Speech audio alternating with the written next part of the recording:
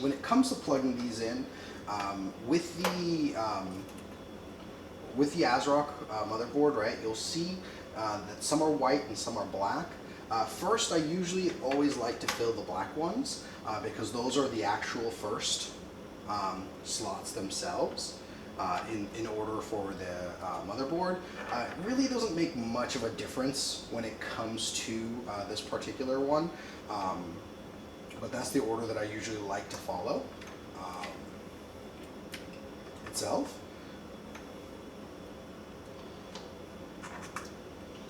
And then always try to make sure that you wire the farthest ones in the back first to make sure that you don't accidentally not have enough space to wire them.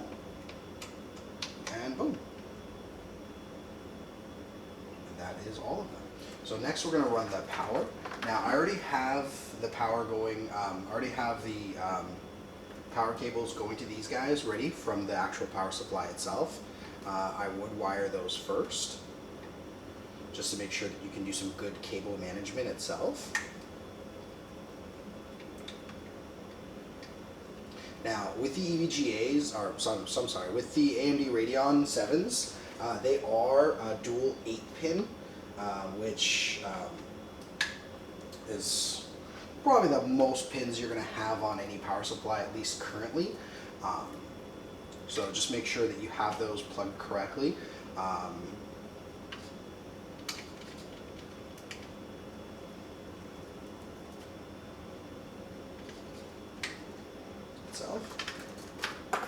Next, we're going to go ahead and power the rest of them. Now, what I'm going to do is that I'm going to power the rest from here. You never want to run the riser power from the PSU if you're running the power to the GPU from your server PSUs. Main reason for that is it causes some power issues, especially when you're resetting your motherboard. I've made that mistake in the past where I'll power the GPU from this, but I'll power the riser from the actual computer PC PSU, and that actually will cause issues when you're trying to reset it, where the riser will be getting power from the GPU will be getting power from this, which will make it difficult for your PC to actually reset it itself. Always power, if you're powering a GPU from a server PSU, power the riser in itself in the same way. Avoid those issues. And again, choose your cables accurately, right? So these are the shorter ones that I have, and I also have longer ones. Purchase the ones correctly so you can make your life easier. What I'm going to be doing with some of these is actually using an extender so that I can run the power to the riser correctly. And I'm going to be using one extender. Effectively, this is just a 6-pin to 6-pin extender. It technically can be used as an 8-pin also. You can, again, purchase all these on Amazon, Alibaba, eBay, any of those places. What I would recommend when using a server PSU to ensure that you are wiring the same risers to the same PSU itself, including the actual GPU itself, so you can avoid any, again, powering issues when you're restarting your actual power supply. Again, I would definitely recommend running individual wires. Some people, when they make their miners themselves, they go ahead and use splitters. I would recommend against that, just because the power draw on these cables can sometimes be more than what the cable is rated for. You want to avoid that to ensure that, one, your the cable itself doesn't get damaged. And you always want to hear that click when you're actually plugging in your power, when you're plugging in your 8-pin connectors. If you don't hear the click, that means that you have not lock those cables in place. Usually won't cause an issue, but you want to make sure that your system works well and doesn't have any connection issues. And there you go. The system is wired and ready to go. We will next, I'm going to be using SMOS. I've already prepared an SMOS operating system in this flash drive itself, which in the video I will add that in. Plug that into the USB. Make sure you have an Ethernet cord ready to plug into your device itself. And let's power the last server PSU and plug that in. Now, when you are using a system of this power, you have to be careful because you are technically having a very high power draw, right? So when you add these up, if they're running at about 250, right, it's 1,000 watts up top, 1,000 watts at the bottom, and potentially 700 to 1,000 watts on the PSU. Realistically, I would say about 700-ish. So you're running about it's about 2,700 to 2,500 watts being pulled from here.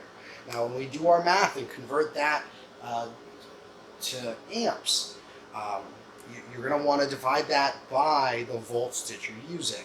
So if you're like me and you've wired your system to 240 volts, effectively each one of your GPUs is 1 amp, right? If you're running regular from the outlet, each of your GPUs are 2 amps.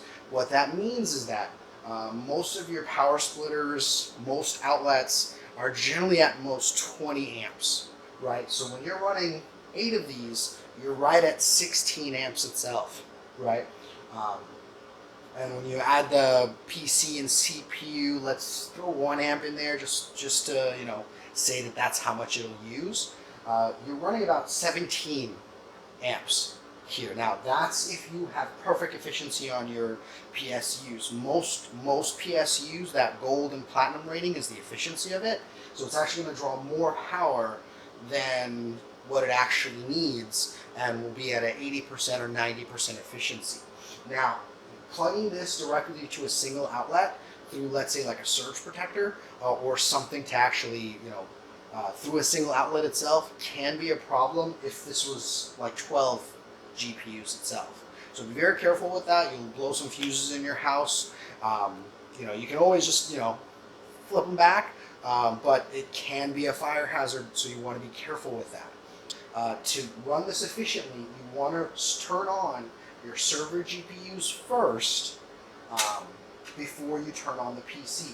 Otherwise, your cards themselves, the other 6 cards that you have wired up to your system, will not have power when your device is booting and your miner is booting, and will cause issues for the boot process. So again, that's why we wire them separately than the main system itself, so that you don't have any booting issues or you don't have a GPU turning on after the computer has booted. You never want that to actually happen.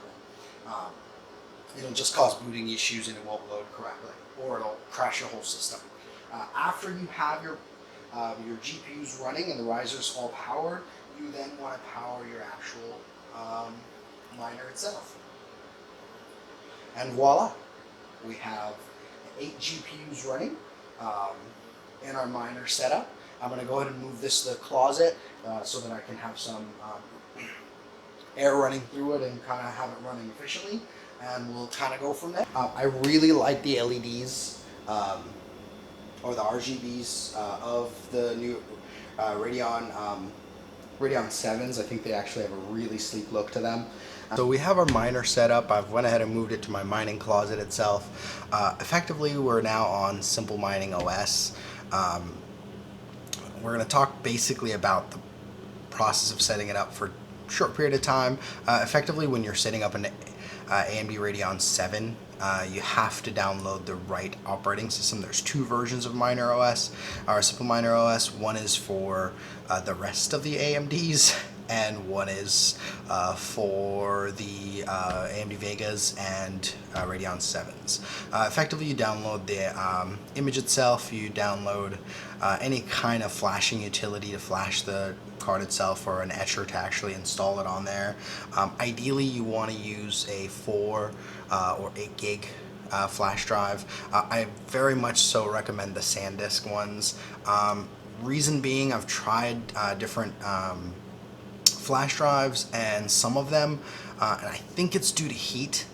If they're in a hot environment, they have memory issues where it stops reading the actual flash drives, and my miner, when it resets to BIOS, which your miners can occasionally do due to low hash rate or whatever it might be, and I'll walk back into my mining closet and I'll notice that it's sitting in BIOS. From there, I generally have to unplug the flash drive and plug it into a different port, and it generally works just fine, but I usually never have it with these particular SanDisk ones themselves. That's just my experience. Of course, you can go with whatever you think is best. Now, I won't go through the whole setup process, only because there's a bunch of YouTube videos about that already. Download it, set up a flash drive, and you're good to go. Now, effectively, you can see your miners right in here in SMOS after you log in. I have 2 miners running on SMS right now, one mining on HiveOS, just because I think that setup seems to be more stable for my 1080 Ti's. But I have my Radeon 7s on here because HiveOS does not even support the Radeon 7s right now. Effectively, I have it on a lower setting for my overclocking, only because there's 2 temperatures in the Radeon 7, which is a little weird. Your mining software tells you the junction temperature or the core temperature, and then your actual, if you use like Afterburner, it tells you the core temperature. Now, the difference between the two is that the junction temperature is almost like the average, whereas the core temperature is the main temperature in itself, and effectively the highest temperature you can have. Now, I may have gotten those flip-flops, just as a heads up, but in SMOS, it tells you the higher of the two. Now, generally, you have about a 20-degree variance between the two. So even though MinerOS is showing 100, it's at 82 at most. Now, the only reason they're running this hot is I have my mining closet closed fully. Normally I have to leave it a little cracked open just so that there's better airflow in there. I have a air pump at the very top pushing the air out, but when the door is closed it doesn't function as well. But the settings that I have on mine, they're set to a lower setting just so they run at a cooler temperature. I'm not 100% sure how well the temperature reads are on the Radeon 7s right now, but I don't want to risk it. So generally when I run it, it's runs the main temperature runs right around 95, which is about 75 degrees, which is technically a little toasty, but that's the experience that I've had with that card. Now, I do have a fan set up to cool it a little bit. I have a couple different settings that I use personally. My daytime settings, and then my nighttime settings. Now, it's in the summer and I'm in the south, so it's very hot here. Because of that, I actually have to use my daytime settings all the time. But during the winter, I have my winter settings, and with the winter settings that you see on the screen here, with core temp of 1802, memory of 1200, and undervolting of 954, I get about almost 90 megahash. Then with my day temperatures, it sits at about 80. I don't want to push the card too much. I don't have too much experience with it. I've only been mining with this particular card for a couple weeks now, and I want to do a little bit of research, see what the different temperature variances are between this card, and see what's a good rating for it. Now, this is my first YouTube video, so any feedback is always appreciated. Feedback is a gift. So if you have any comments, concerns, give me some feedback in the comment section. If you like my video, please give me a thumbs up. I'm going to be trying to do more videos about mining, cryptocurrencies, some of the investing that I do. Luckily, I've held all my coins since I've been mining, so I'm actually happy that cryptocurrencies effectively doubled within the last month and a half or so. I'm going to continue to do so, waiting for the parabolic increase and kind of go from there.